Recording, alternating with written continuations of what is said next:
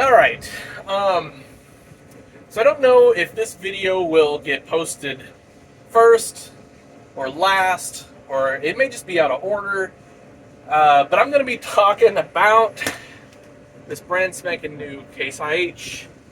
What is it? IH Magnum 200 CVX transmission drive AFS blah blah blah. Whatever.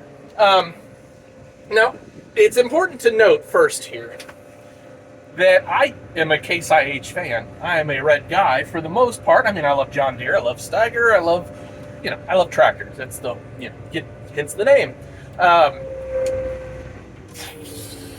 But a couple things here with this tractor. Now, and I don't want anybody to think that this isn't a nice tractor. Because it is. It's a nice tractor. It's got that new tractor smell. Everything is. It's very comfortable. I will give it that. It's super comfortable. Controls are pretty easy to use and operate, so that's all good. You get the big stupid screen that literally every vehicle, from tractors to trucks to cars, has to have these days. I got another one over here. I get it that there are more sensors and monitors and stuff on tractors these days, so we get to monitor that. But like we had our old New Holland 9882, and I disc ripped tens of thousands of acres with that thing, and it had a fuel gauge, an oil temperature gauge, an engine temperature gauge,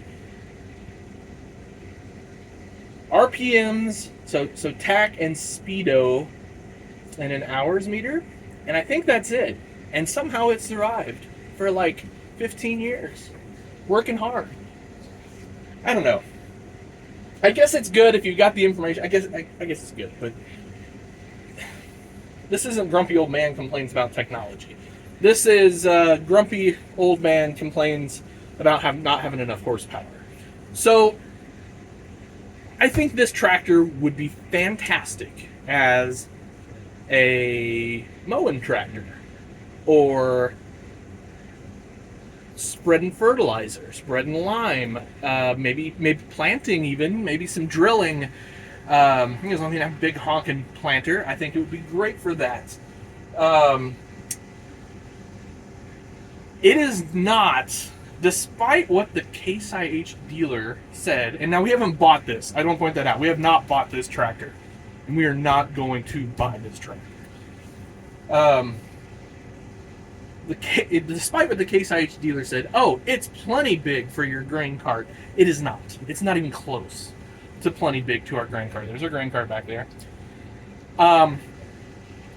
Yeah, it'll putt around the field with it, fine. There's some slop in the drawbar pin between this and the big grain cart, so that's stupid. We don't have that problem on a quad track. So when you stop, the grain cart keeps going and it pushes this little tractor. When you're turning, sometimes it pushes the tractor.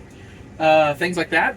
But the big two reasons, well, there's more than that, but the two big reasons I really don't like this tractor is when I have a full grain cart, so it's a Kinsey.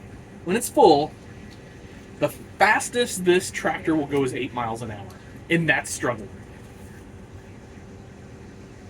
That's fine, I guess, and maybe some of you guys are like, well, why do you need to go more than 8 miles an hour in a field? Well, our fields are huge. I mean, right now we're in a couple 100-acre field.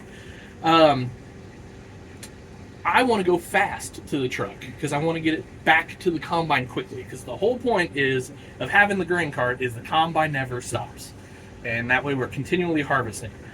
And I can only go 8 with this tractor, so it takes longer. Like with our 485 quad track and the 540 quad track, I could go in a road gear if I wanted to. And one, the tracks will handle it. It's comfortable. Ride is fantastic, etc., etc. And I admit, those are way bigger tractors. Way bigger. Double plus the size of this. But it just really irks me that this, I mean, if I could get this thing up to 15, 16 miles an hour, I'd feel happy. Now, I was really worried about the ride comfort with the wheels because the last time I had a wheel tractor on a grain cart was our 9384, and that was a good 15 years ago. And boy, it was a rough riding son of a gun. This is pretty good. I mean, it's got the suspended cab. I think there's some suspension under the tractor. It's an, again, nice, comfortable tractor. I'm not knocking it for that. The second thing, and again, it comes down to the size of the tractor. When you're unloading, and I can't for the life of me figure out why this is a thing. When you're unloading, when the PTO's on, sometimes it will rev the living crap out of it, and sometimes it'll shut it off just for fun, without warning. And so I spent the better part of last night, after I got home, dead tired, trying to figure out what that was all about. And what settings I could adjust, and things like that. None. It's just, it's the way it is, and it's stupid. And I think it's because when you've got a full auger of corn and you're augering, it's a load for this tractor. So the tractor revs it way up. And then once it kind of frees up some of that, energy or whatever, it takes it back down to idle.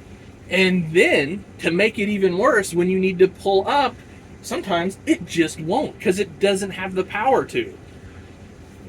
Again, the salesman said this would handle this, and it doesn't. I was skeptical, because 200 horsepower is not, that's a big grain cart back there. Anyway,